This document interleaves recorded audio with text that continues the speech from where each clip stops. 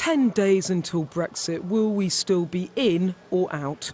Boris Johnson desperate to leave on time and trying to pass his deal at breakneck speed, but Parliament putting obstacles in his way. The Speaker rejecting the Prime Minister's attempt at a meaningful vote today. They had their chance on Saturday. It is clear that the motions are in substance the same. The motion will not be debated today, as it would be repetitive and disorderly to do so.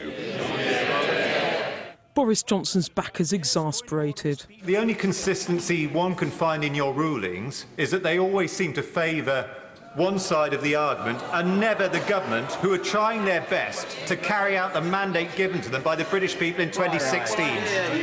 I don't agree with him. I think the consistent thread is that I try to do what I think is right by the House of Commons. This road, right by the House of Commons, is closed, and so is the government's preferred path to delivering Brexit.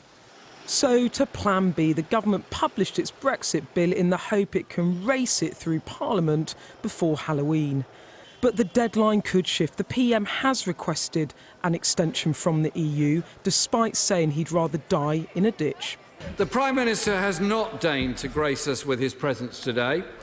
But I'm reassured, Mr. Speaker, that despite his pledge, he's not to be found anywhere in a ditch. Despite having told the British public over and over again he would never do it, the letter has, in fact, been sent. Yeah. Can the Secretary of State tell the House when he expects any extension to be granted? No answer on that. The PM desperate to avoid delay. What the Prime Minister made clear is that we would abide by the law. And what Lord Pannick has confirmed, amongst many others, is that the Prime Minister has done so. This a more complicated and dangerous path. One the government would have preferred to avoid. Parliament might want more time to scrutinise the new legislation, pushing his deadline out of reach. And parliamentarians on both sides of the Brexit divide could seek to amend the bill.